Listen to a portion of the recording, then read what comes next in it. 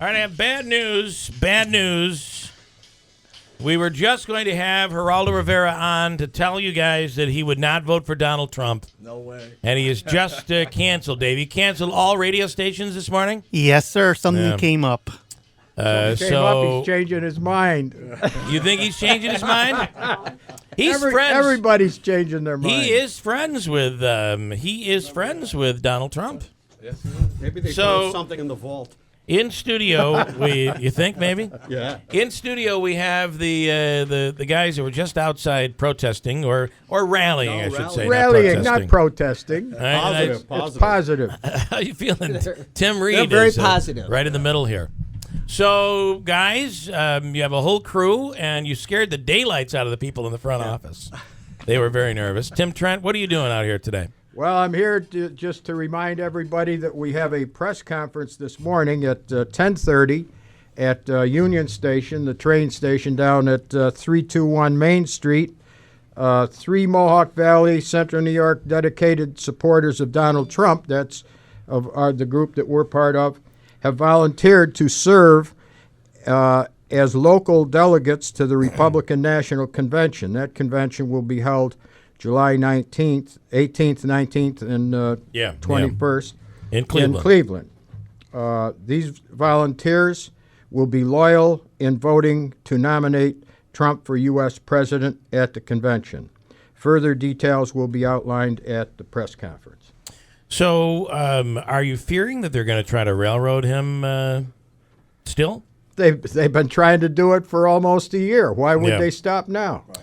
Jim Zecca, what do you think of all this? What about Paul Ryan? How do you feel about Paul Ryan coming out yesterday? Actually, I could care less. As you know, I'm an independent. And, and again, the folks that are here in Central New York, the Mohawk Valley, are made up of Republicans, independents, Democrats, and everybody in between. So we have about a strong group of at least 50 people that have been involved in the campaign. I really believe the work that everybody here and others have done got Trump 56% of the vote in Oneida County for the primary. We got zero help from the establishment at putting all this together and working on his campaign. We're actually going to be here today and at that press conference pushing for true Trump supporters to be sent to the convention. And we don't think that's happening. Now, Onondaga County, did you guys get the information? They'd have to be Republicans, though, right? Right. We have Republicans. We're Trump supporters. Big Trump supporters. But we don't know who the 22nd District is picking. We're being proactive here, and we're recommending 3 people that have been involved in this group. That and who are the 3 people, by the way? That'll be part of the. You won't tell us that now. That'll be part of the press. Talk a little bit about that as well. Al, this is Al. Hi, Al. Hey, how are you doing? Good. Yeah. Like Ed Koch used to say, right? All politics is local every day. I went to school down there. And he used to go all the time. How am I doing? Right. And everybody loved him. When you see the Trump rallies, he goes, "How am I doing?" Right.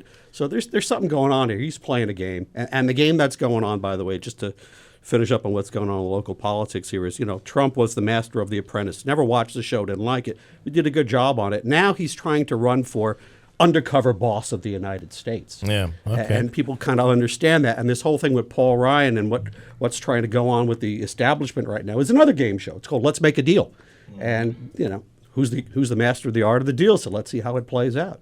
But as far as here locally, let's look at Onondaga County. So in Onondaga County, Trump got about 50%, which meant he got 2 of the 3 delegates. They're going to give him 2 dedicated. Yeah. But Kasich or Cruz, Kasich got 1, and they're going to give him 1. And that's entirely fair because that's the way the rules are played out. Here, however, of the 22 people running, nobody knows who they are, where their loyalties are. And but I think the way the rules are, they have to follow the rules. So if it's over 50, what did he win here? It's like 53% well, he got more 56. than 50. 56 in the 22nd congressional district. So the rules would be that all 3 delegates would have to go to Trump then. For the way the rules read, for the first vote, first round of voting. Right. Well, we've got 3 delegates that will go for Trump at every round of voting. Right. And we're not playing any games. Right. But I do wonder, though, I'm not sure, the way the rules are set, if he gets to 1237, I think he's there. Are they going to be able to stop him? I don't think so. But again, it goes beyond that. We got to talk about Okay, Jim. Get why on we mic. want these representatives. We don't want lukewarm representatives at a national convention representing Oneida County. We Okay. want people that are going to support Trump. It's There's an about old Trump expression: Day. enthusiasm sells. You need Absolutely. enthusiastic representatives. Okay, all right. So Mr. Sobel and a group of the establishment folks are going to be making that decision. We're trying to coax that decision into people that are really supporting Trump, not people that Yeah. are just appointed for the sake of appointing them. What do you And, think your chances are of having any success here today? Well, he's been on your show. Let's ask Pete Sobel Ask what him. he thinks. Yeah. Okay. People have been asking that question for almost a year about Donald Trump. Yeah. How he's not going to last. He's going to be out of it, and blah blah blah.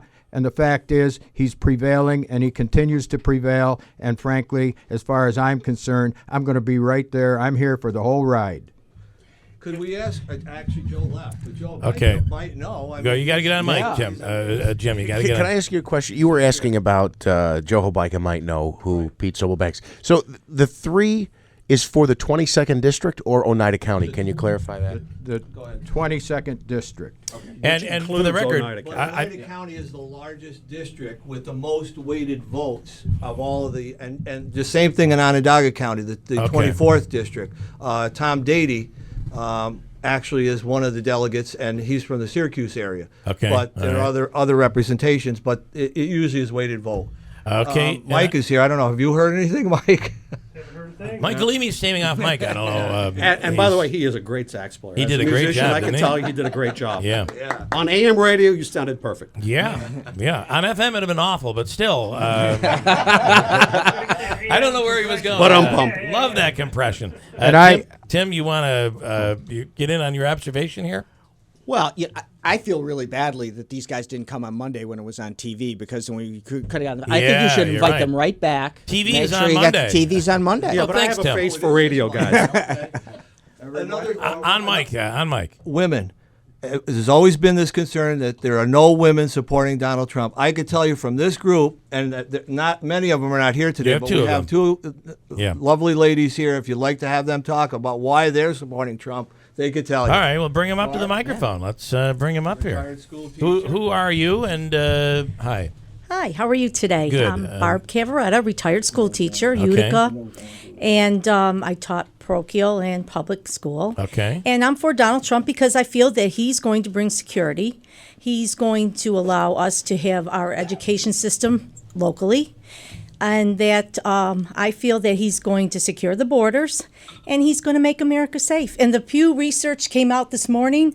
People are concerned about our domestic abilities here in this country, and that it's country first, and that's what Donald Trump has told us. Can I ask you about the education locally thing?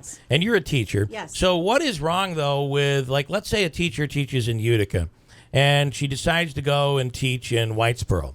So if you go from Utica to Whitesboro, if the curriculum is the same, then it's a smooth transition. You're right there. They're being taught to a certain standard. Yes. Whereas you might have a place out in Podunk somewhere that doesn't care about any standards. What is wrong with having a standard in each school that is the same? I don't understand what the problem is there. Well, New York State has the regions, and we have a Right. great curriculum. There is no problem with New York State. Right. We have excellent educational. Sure, we're in the top educators. 5 in the country, yeah. Yes.